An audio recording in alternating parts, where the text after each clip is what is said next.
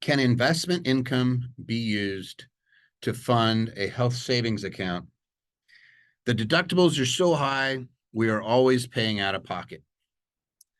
So yeah, you don't need any type of specific income to fund an HSA, a health savings account. So certainly investment income would be allowed, but you don't even need that. What is a health savings account? That is money that you can you put in, you get a deduction, approximately what are we at, 66,000 some? If it's a family, it's over 7,000 right now. I think it's like 7. Oh, excuse me, yeah. They want you to speak up. Oh, speak up. Put that thing up higher.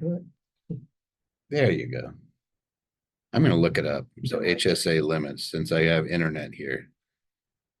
But you go. But anyway, it's an amount you put into this account, and you can use it for what they call qualified medical expenses, which is pretty much any medical expense that you'd be or ordinarily allowed to deduct on itemized deductions. Some argue that might be a little bit broader than that. But I think you cannot use it for health insurance premiums. That's the one difference there. You can in certain circumstances, ones. right? Like I think it's Medicaid or Medicare.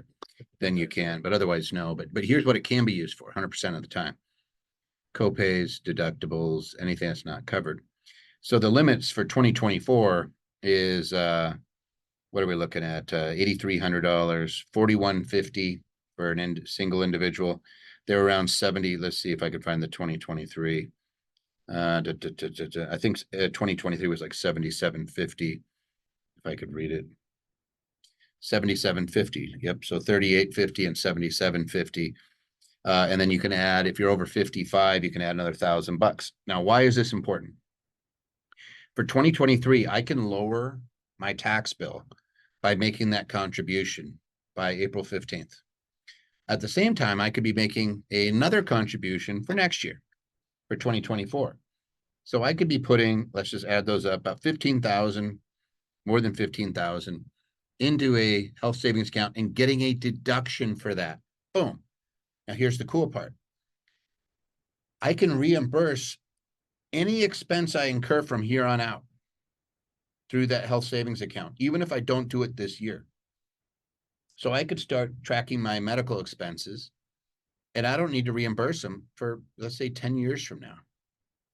As long as I have that plan in place, I can reimburse that expense. In the meantime, that 15 grand is growing and growing and growing. No tax on the growth. And when I take it out, so long as I use it for health, no tax on the distribution. This is literally better than a Roth IRA because I get a deduction when I put the money in, as opposed to a Roth. I cannot get a deduction for it. So these health savings accounts, I tell you guys, they're the bee's knees. You really want to be able to do it. If you qualify, do it. You got to have a high deductible insurance plan, which we almost all do now.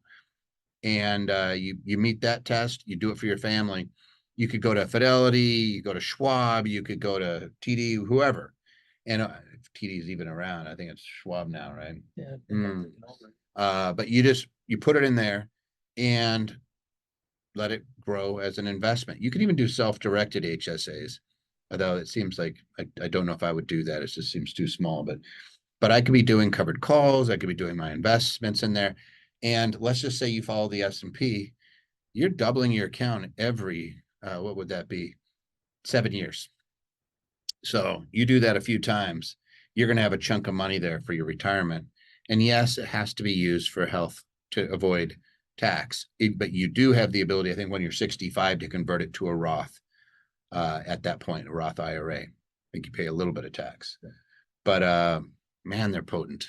So corporation can use health reimbursement account. You can do that too, but that health reimbursement account, it's not the same thing, right? The money in the corporation is paying tax on it. You're paying it at 21% flat if it's a C Corp or it's flowing down to you.